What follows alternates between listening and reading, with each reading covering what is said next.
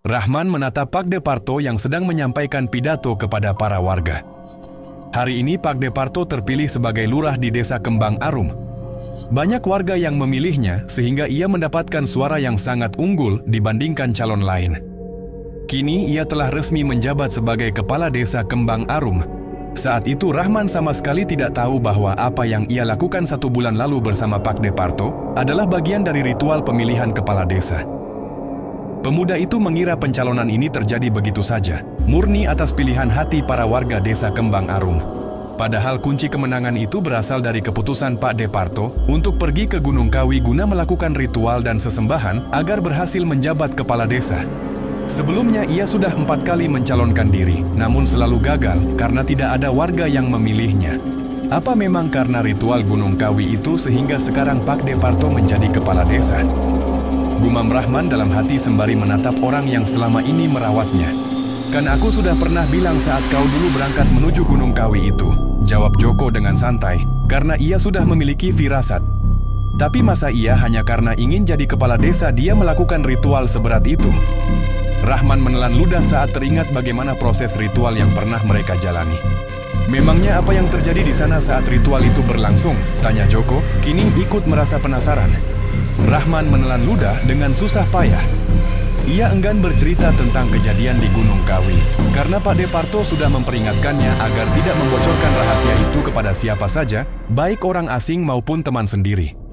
Maka Rahman memilih tutup mulut demi menjaga apa yang telah dilakukan Pak Departo. "Heh, kau ini ditanya tapi malah diam saja," seru Joko sembari menepuk pundak Rahman karena rasa penasaran yang sudah tak tertahankan lagi. "Ora ono opo-opo koh," jawab Rahman sambil menggeleng kuat. Ia sungguh tak ingin menceritakan apapun.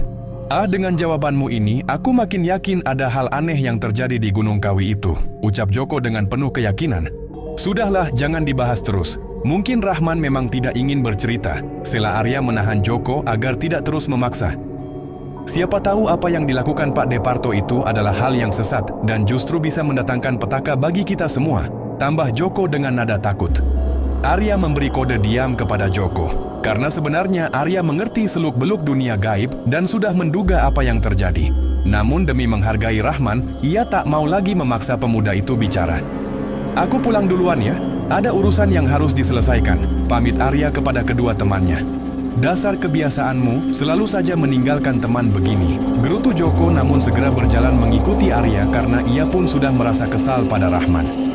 "Hati-hati di jalan ya," ucap Rahman tetap bersikap ramah meski tahu Joko sedang marah padanya.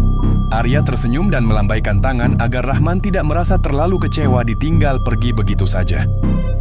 Kini Rahman kembali sendirian tenggelam dalam pikirannya.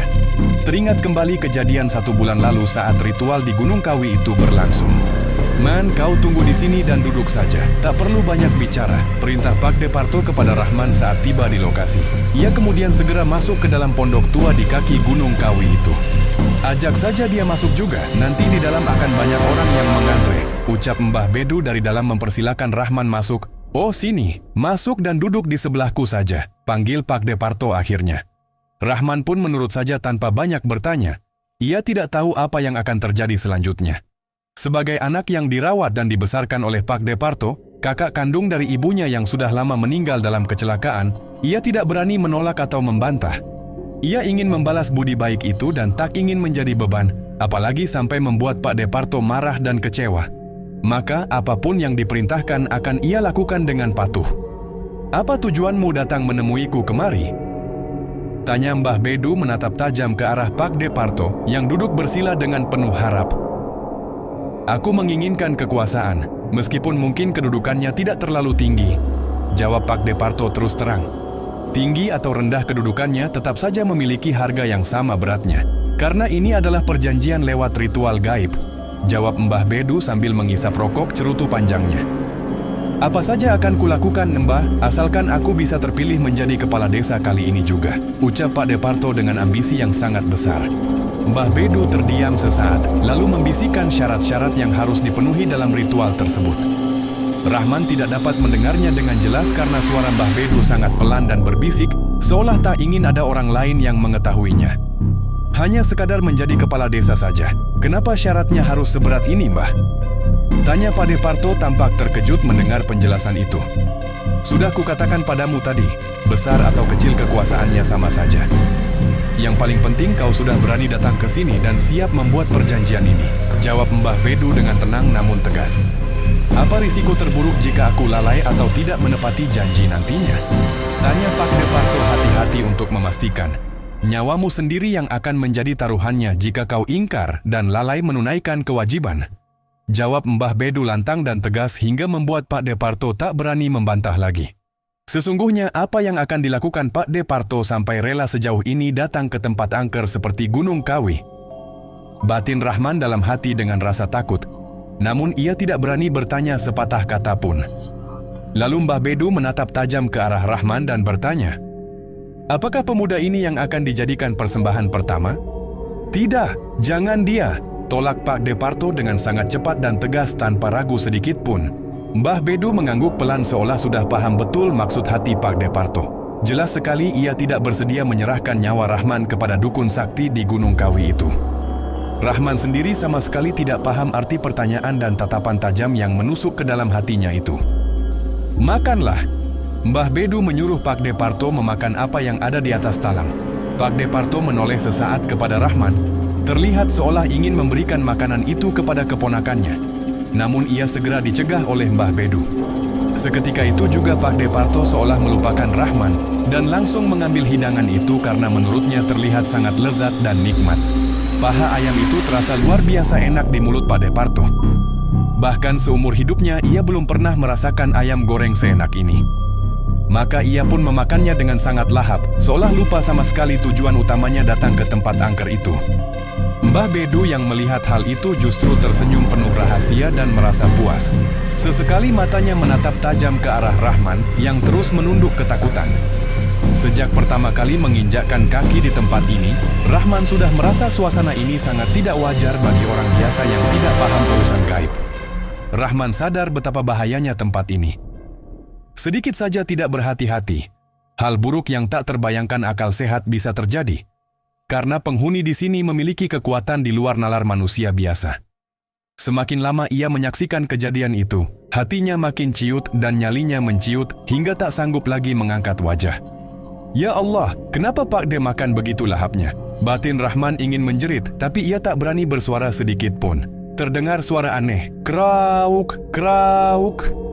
Aku ingin pulang saja dari sini, aku ingin pulang secepatnya, jerit hati Rahman penuh ketakutan. Enak sekali masakan ini. Seumur hidupku belum pernah makan ayam goreng seenak ini, gumam Pak Departo sambil terus mengunyah dengan rakus. Ya makan saja bila menurutmu itu sangat lezat, ucap Mbah Bedu sambil tersenyum misterius. Wah, terima kasih banyak Mbah, sudah menjamu saya dengan hidangan yang luar biasa enaknya, kata Pak Departo dengan mulut penuh makanan. Tidak masalah, ini adalah bagian dari ritual agar keinginanmu kelak bisa terkabul, jawab Mbah Bedu tenang. Pak Departo merasa sangat gembira sebab impiannya menjadi kepala desa sebentar lagi akan terwujud setelah ia mendatangi dukun sakti di Gunung Kawi ini. Sudah lama orang-orang desa berkata, dukun di tempat ini bisa mengabulkan segala permohonan, asalkan orang itu berani menjalani ritual yang ditetapkan. Padahal sebenarnya bukan dukun itu yang mengabulkan, melainkan makhluk halus di tempat ini. Siapa saja yang datang terpaksa harus membuat perjanjian dengan mereka. Namun Rahman belum bisa melihat keberadaan makhluk itu, karena ia belum memiliki mata batin untuk menyaksikan dunia gaib di tempat ini. Tolonglah hamba ya Allah, hamba sudah tidak sanggup lagi menyaksikan hal mengerikan begini. Batin Rahman hingga ia hampir menangis menahan ngeri. Kau makanlah dengan nikmat di sini sebentar. Ada hal yang ingin aku bicarakan dengan keponakanmu itu, pamit Mbah Bedu sambil segera berdiri. Oh ya, tolong jangan galak-galak sama dia ya Mbah, pesan Pak Departo lembut karena ia tahu Rahman memang penakut. Tenang saja, aku tidak akan menyakiti siapapun yang datang ke sini, jawab Mbah Bedu sambil menghisap cerutunya panjang. Ikutlah Mbah sebentar, diajak bicara dulu, panggil Pak Departo kepada Rahman. Saat Pak Departo menoleh, Rahman pun mengangkat wajah dan pandangan mereka bertemu. Seketika itu juga perut Rahman terasa sangat mual. Ternyata apa yang dilihatnya bukan khayalan semata. Mulut Pak Departo penuh dengan darah, dan kenyataannya Pak Departo sedang memakan daging tikus yang masih hidup dan terus bergerak-gerak hingga saat ini. Namun Pak Departo sama sekali tidak sadar bahwa yang dimakannya adalah tikus hidup.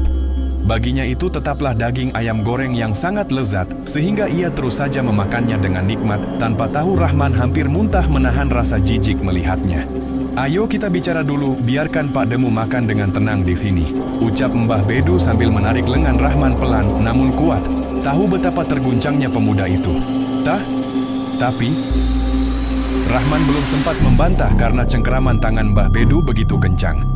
"Ayo, kalau kamu terus menolak begini, bisa-bisa nanti Pak Demu mendapat celaka," ancam Mbah Bedu dengan nada dingin. Rahman tidak punya pilihan lain. Ia tidak mau sampai hal buruk menimpa Pak Departo.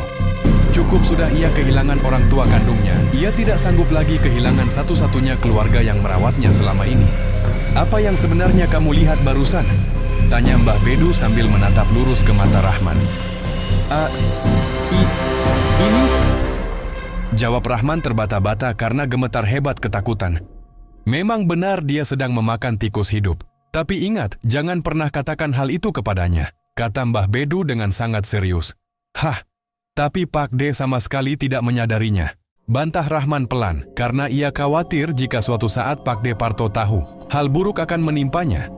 Benar, dia tidak tahu sama sekali. Tapi jika sampai dia mengetahuinya kelak, nyawanya akan langsung melayang seketika, ucap Mbah Bedu sambil tersenyum miring menyeramkan. Kenapa harus begini?"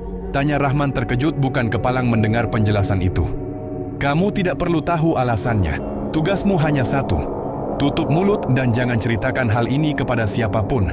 Tapi kalau kamu justru ingin dia celaka, silakan saja bicara," kata Mbah Bedu melarang tegas sambil mengancam. Ya Allah, betapa rumit dan mengerikannya semua ini. Batin Rahman makin kacau balau. Mbah Bedu tersenyum tipis, seolah tahu persis apa yang sedang bergemuruh di dalam hati pemuda itu.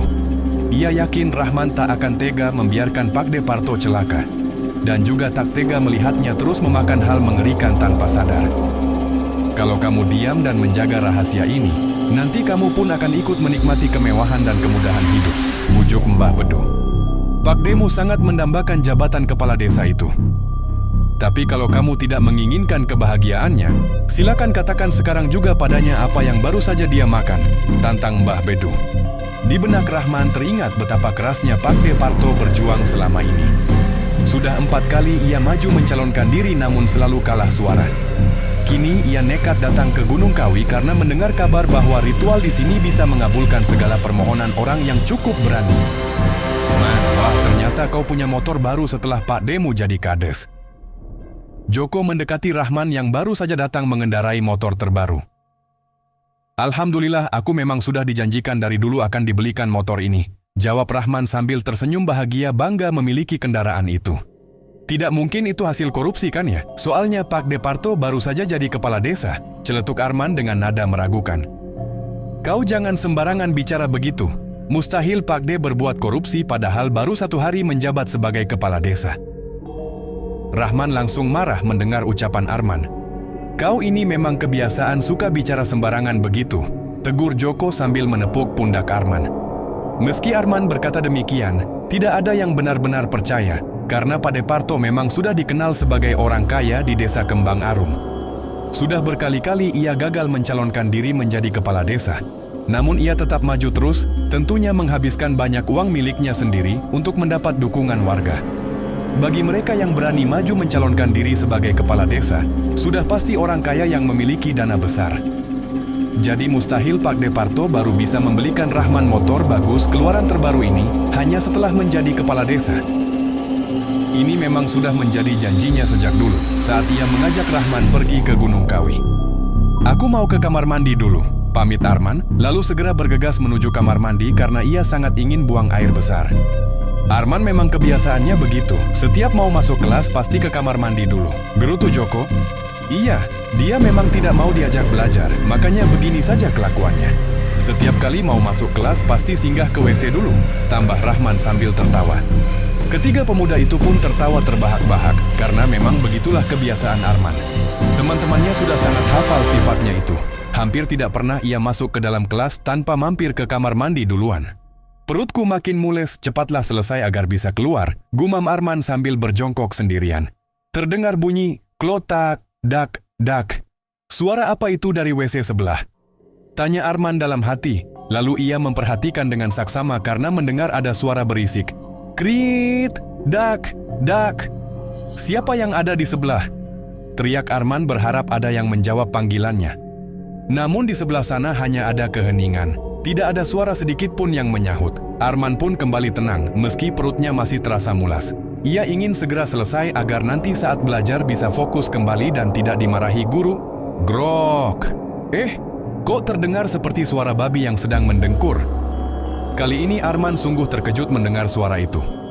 Apa-apaan ini yang mengganggu ketenanganku, buang air besar? Gerutu Arman kesal. Grok. Awas saja kalau ketahuan ada yang mengerjaiku. Pasti akan kuhajar habis-habisan. Bentak Arman karena sudah sangat kesal. Lalu ia segera bergegas keluar dari biliknya. Pintu WC sebelah tertutup rapat, jadi sudah pasti ada seseorang di dalamnya. Mungkin sengaja ingin menakut-nakuti Arman yang sedang buang air. Arman menduga itu adalah salah satu temannya yang tadi mengejeknya. Arman segera bersiap-siap hendak mendobrak pintu itu, ingin membalas perbuatan iseng tersebut. Ia menahan keinginan untuk pulang demi melihat siapa yang berani mengganggunya. Brak. Hah? Arman ternganga kaget saat pintu terbuka. Ternyata di dalam sama sekali tidak ada orang. Pasti pindah ke bilik sebelah lagi ya, kira aku takut? Arman berusaha menepis rasa takut yang tiba-tiba muncul di hatinya. Namun setelah diperiksa satu persatu, tetap saja kosong, tidak ada siapapun. Arman semakin bingung, karena tadi ia sangat yakin mendengar suara jelas mengganggunya, tapi sekarang setelah dibuka, suara itu hilang begitu saja tanpa jejak. Mental Arman pun mulai gemetar ketakutan. Kenapa sama sekali tidak ada orang di sini? Gumam Arman bingung namun kakinya terpaku di tempat. Jreng! Jeritan keras meledak dari mulut Arman karena tepat di hadapannya berdiri sesosok tubuh besar berwarna hitam kemerahan, lengkap dengan sepasang tanduk di kepalanya. Penampilannya sungguh mengerikan dan sangat menakutkan. Arman masih terpaku kaku, tidak bisa bergerak atau berteriak lagi, seolah seluruh tenaganya hilang seketika. Ini pertama kalinya ia berhadapan langsung dengan makhluk yang disebut iblis atau setan. Jika kau tidak bisa menjaga lidahmu, kau akan segera menjadi makananku. Geram iblis itu sambil menyeringai mengancam. Aku? Arman gagap ketakutan. Aku datang hanya untuk memberi peringatan ini. Jika kau tetap bicara sembarangan, aku akan datang kembali dan mencabut nyawamu. Setelah berkata begitu, iblis merah lenyap seketika dari hadapan Arman yang gemetar hebat. Arman menghela napas lega dan langsung jatuh terduduk lemas di lantai depan kamar mandi. Hei, kenapa malah duduk lemas begitu di sini? Tanya Edo yang lewat hendak buang air kecil. Tidak apa-apa. Aku tadi hanya terpeleset, jawab Arman berbohong. Tidak berani menceritakan apa yang baru saja dilihatnya. Dasar, pasti alasan saja agar tidak masuk belajar. Cibir Edo sambil menatap curiga lalu masuk ke kamar mandi. Arman tidak menjawab lagi dan segera berlalu pergi dari tempat itu. Ia takut bertemu lagi dengan makhluk itu. Meski masih penuh tanda tanya, satu pikiran muncul di benaknya. Mungkinkah ini suruhan Pak Departo? Baru saja aku bicara buruk tentang kepala desa yang baru itu, langsung didatangi makhluk mengerikan. Pikiran Arman terus berputar kencang, ia ingin sekali tahu sebenarnya apa yang sedang terjadi. Dalam hatinya ia bertekad kuat, besok hari Minggu ia akan pergi menemui Mbah Kakung untuk bertanya, apakah benar kepala desa baru itu memiliki hubungan erat dengan dunia gaib? Karena baru saja ia bicara kurang baik, langsung didatangi makhluk yang belum pernah dilihatnya seumur hidup. Baru kali ini matanya terbuka melihat hal semacam itu. Makanya kau kalau berbicara jangan sembarangan seperti itu. Arya berkata pelan ketika Arman selesai bercerita. Tapi kan aku hanya berbicara fakta kalau Pak Departo baru saja jadi kepala desa, tapi langsung membelikan Rahman sepeda motor seperti itu. Arman masih saja tetap keras kepala. Ya kan Pak Departo memang sudah orang berduit sejak dulu. Jadi bukan berarti karena dia jadi kepala desa lalu kau bisa berkata sesuka hati seperti itu. Arya cuek saja. Aku pokoknya yakin sekali kalau memang Pak Departo memiliki sesuatu yang tidak lazim. Arman tetap saja keras kepala. Ya terserah saja kalau kamu memang sangat sulit untuk dibilangi. Arya bersikap cuek. Sebab menurut dia juga percuma untuk menasehati Arman, karena jelas pemuda itu tidak akan pernah menerima masukan dari siapa saja. Sebab dia merasa sudah benar dan tidak salah berpikiran demikian. Jadi bila Arya berusaha untuk menjelaskan akan terasa percuma dan hanya akan membuang tenaga saja. Andai saja Arman bukan teman dia sejak lama, maka sudah pasti akan Arya tidak mau lagi ngobrol dengan pemuda ini. Untung juga masih ada Aska yang selalu menemani mereka. Dan dia pun berpendapat bahwa Arman hanya selalu berpikiran buruk pada orang yang hidupnya jauh lebih baik daripada dia saat ini. Sebab sekarang pasti Rahman memiliki motor baru, sehingga membuat Arman merasa iri, sehingga dia berbicara buruk tentang Pak Departo yang telah menjadi kepala desa. Padahal orang tua itu memang sudah cukup berada dari sebelum menjabat sebagai kepala desa. Dan itu semua hasil kerja dia selama menjadi petani yang berpenghasilan besar. Bukan karena jadi kepala desa lalu bisa membelikan keponakan sepeda motor, karena itu tidak mungkin terjadi. Dan Arya masih beranggapan bahwa sekarang Rahman sudah cukup besar, sehingga tidak masalah bila dibelikan motor seperti itu. Karena dia juga menganggap sebagai keluarga mampu, pasti akan berusaha keras untuk menuruti keinginan anak, walau Rahman bukan anak kandung dari Pak Departo. Arman yang merasa tidak ditanggapi, maka dia segera pergi dari hadapan Arya dan juga Aska karena dia ingin menemui seseorang yang menurut Arman bisa membuat atau membongkar semua kebohongan yang telah terjadi. Sebab tadi dia yakin ada sesuatu yang tidak lazim mendatangi dirinya saat ada di kamar mandi sekolah. Dia kok seperti anak yang gampang iri gitu ya? Aska menatap langkah Arman. Mungkin Arman sudah lama ingin punya motor seperti itu, tapi malah Rahman duluan yang punya. Arya menjawab santai saja. Dasar teman tidak berguna kalau seperti itu. Tidak bisa melihat teman memiliki sesuatu, maka akan timbul rasa iri di dalam hati. Aska berkata dengan nada kesal. Biarlah, namanya manusia mana bisa bersikap sama. Arya memang sangat bijak. Padahal dia kan dengan Rahman berteman baik dan selama ini juga sering ke rumah Pak Departo.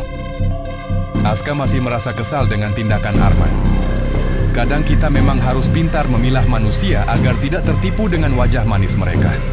Belum tentu baik di luar dan di dalam juga baik. Ujar Arya pelan. Aska mengangguk setuju karena memang benar tidak ada manusia yang sempurna dari segala segi. Karena biar bagaimana saja manusia memang memiliki potensi untuk mengecewakan manusia lain. Bukan karena mereka jahat, tapi memang itu adalah kodrat manusia sendiri. Jadi jangan pernah berharap lebih kepada manusia karena hanya akan membuat hati terasa begitu sakit. Aku pulang dulu karena nanti mau mengaji di rumah Habib. Pamit Arya karena dia memang rajin mengaji di pondok pesantren. Ya, aku mau ke rumah Maulana juga, karena ada urusan sedikit. Aska mengangguk setuju. Nanti malam habis pulang ngaji kita duduk di pos saja lagi. Ajak Arya. Boleh, sekalian nanti aku ajak yang lain biar kita bisa ngobrol bareng di pos. Aska setuju dengan ajakan Arya barusan karena mereka memang sering duduk di pos ini.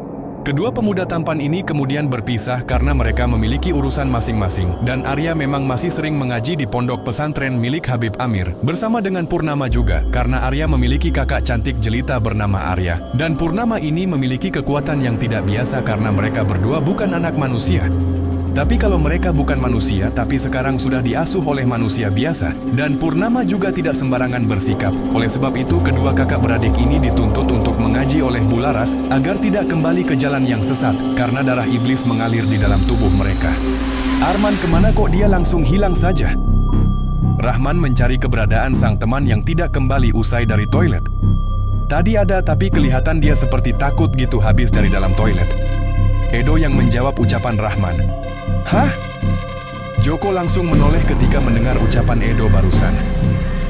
Iya, dia seperti orang takut dan aku juga tidak paham kenapa dia terlihat ketakutan seperti itu. Jelas Edo, paling itu dia berakting karena ingin bolos aja sekolah. Celetuk Rahman yang sudah hafal dengan tabiat Arman. Paling juga begitu, kan dia memang paling malas kalau soal sekolah karena katanya otaknya susah untuk berpikir. Joko juga setuju dengan ucapan Rahman. Edo nampak berpikir sesaat karena dia memang yang bertemu dengan Arman secara langsung ketika habis keluar dari dalam toilet saat itu. Sehingga Edo bisa menyaksikan sendiri bagaimana raut wajah takut pemuda tersebut. Terlihat bahwa Arman tidak sedang akting ataupun bersandiwara karena wajah Arman terlihat sangat pucat dan ketakutan. Tapi kalau dia berusaha menjelaskan pun, nanti kedua temannya ini tidak percaya sehingga Edo memilih untuk diam saja agar tidak terjadi perdebatan lagi. Sebab memang selama ini Arman sangat malas bilang untuk masuk sekolah dan selalu mencari alasan agar bisa bolos dari hari ke hari, sehingga nilai pun menjadi buruk. Ayo nanti pulang sekolah boncengan sama aku yuk. Rahman mengajak kedua temannya itu. Ah, aku loh punya motor juga, jadi bagaimana mau bonceng kau? Tolak Edo. Aku yang maulah karena aku belum punya motor ini. Sahut Joko cepat. Kita coba jalan-jalan sekalian ya. Ajak Rahman penuh semangat. Joko yang diajak tentu saja tidak menolak karena dia juga ingin menjajah bagaimana rasa naik motor baru bersama dengan teman. Rahman yang mengajak secara langsung, sehingga Joko pun tidak keberatan dan menerima saja ajakan dari sang teman. Tidak masalah mau kemana saja karena dia akan pasrah di boncengan belakang. Terima kasih banyak sudah menonton video ini sampai selesai. Jangan lupa klik like, komen, dan subscribe. Bye-bye.